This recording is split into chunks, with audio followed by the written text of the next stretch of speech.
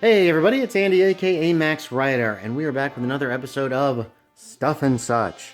This time we are doing somewhat of a mixed bag. I have a bin here, oops, I didn't open it, that is filled with some various and sundry different, just a bunch of different games from various different publishers and of various different publications. So we're just going to go through and take a look at all of these.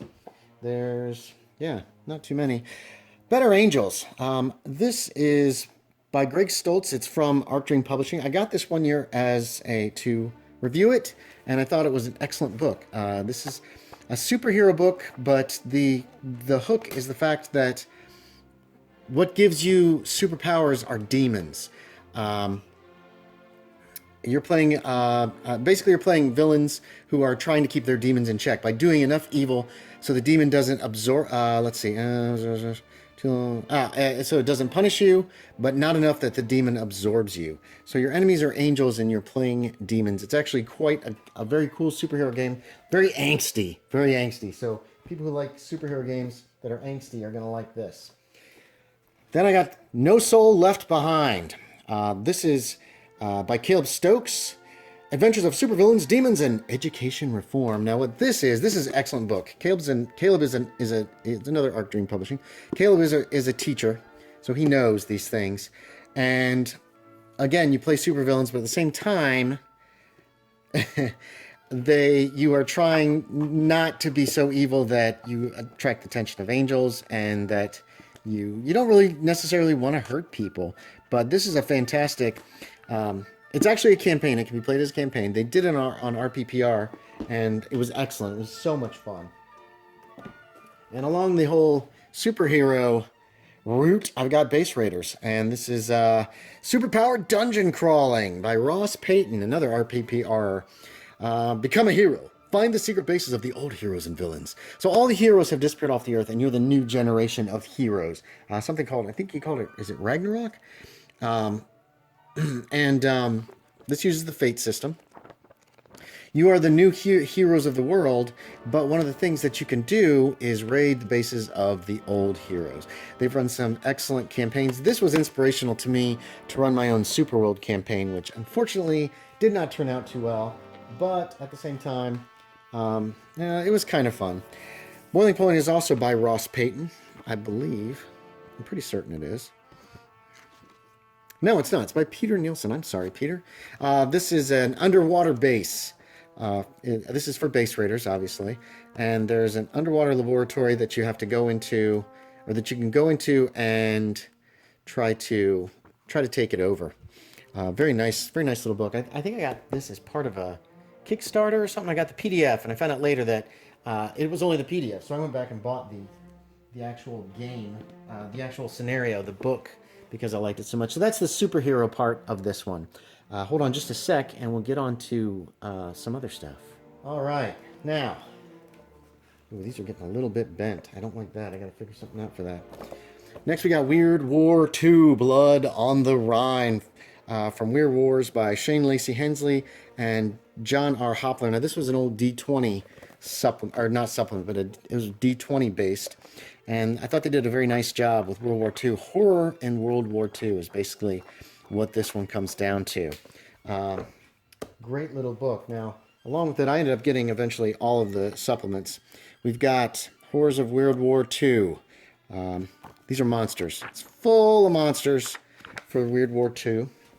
We have Hell Freezes Over, the Russian Front. This is the Eastern Front, and dealing with some of the things that happened during that, I should say, as well as some of the horrors that are out there. Land of the Rising Dead is, of course, Pacific. The combat in the Pacific. These are getting bent, and I'm gonna have to figure out a way to stand them up straighter. I'm kind of glad I did this. This has so much great history and stuff in it that I have found use for it as for Call of Cthulhu for some of the scenarios. Africa Corpse. This is, of course, the Desert Campaign in North Africa. Again, they did such a beautiful job. These were so much fun to read. I ran one of these to play test it for for Lost Game Safari, but that was it. Hell in the Hedgerows. Now, this is actually a scenario, I think. This is D-Day. And, yep, this is 4 different scenarios for Weird Wars that take place after the Allies land in Europe. And finally, Dead from Above. This one, yeah, details aircraft and the like, and using aircraft in Weird Wars. And that's our Weird Wars collection. I think I got them all. All right, folks, this is a small box, so we're into the home stretch already. I've got very few other games here. Yggdrasill. I got this one for review. This is from Cubicle 7. It is a Norse tabletop RPG. What kind of... I'm not sure the game's type that is used in this one. I can't remember. Here's background, other gods. This is a beautiful book. Look at that. That is so nice. Standalone game. I don't know if any supplements were ever made for this or not. I'm really not sure. Here's spells, combat, skills. Is there a character sheet? That might help tell me what game system this uses, or if it just uses its own. Incarnations? Yeah, I think this uses its own system. Fate runes. Let's see real quick.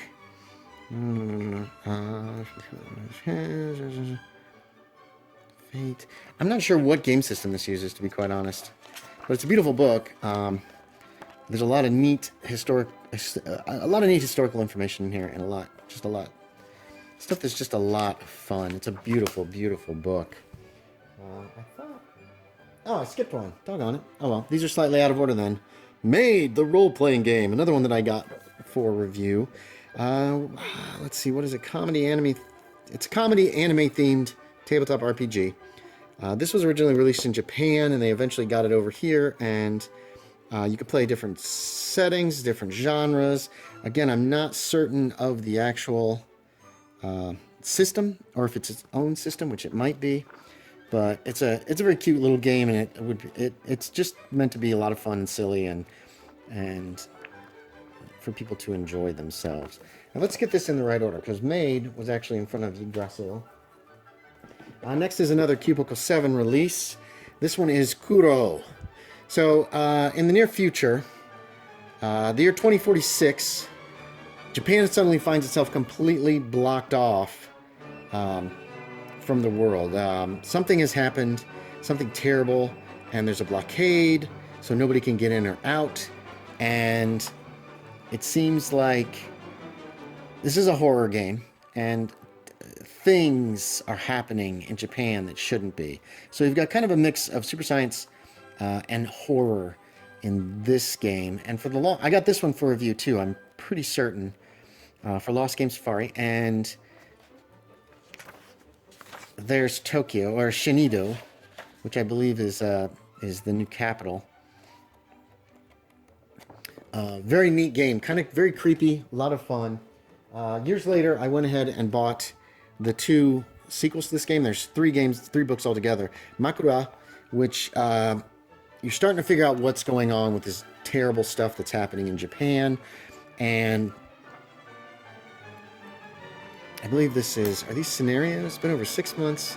It's a campaign. This is a campaign of adventures, which starts to tell you some of the things that are happening, some of the terrible things happening in Japan in this game system. And finally, you have Kuro Tensei, which is the end of it. This is the 3rd volume. This takes your characters from being investigators of the unknown into practically the superhero realm.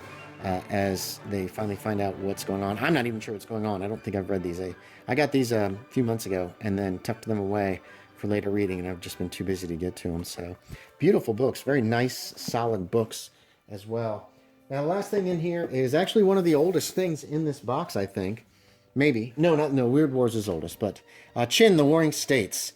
Beautiful, gorgeous books. This is about China in 240 BC. So, the Warring States of China you get to play in. I believe RPPR actually used this, but I could be mistaken. They might have been using something else for the game system. Man, the book smells wonderful. Just a wonderful book smell. And this one, I think, uses its own system as well. But again, I got this one for review. Just loved it. Love the historical books that Cubicle 7 has done. Think that they're wonderful. And that's it. That's everything in this box. I got to rearrange these slightly so that some of them don't get bent from standing upright. But that's it for this episode. Hey, thanks for watching, everybody. As always, I appreciate it, and I will talk to y'all next time.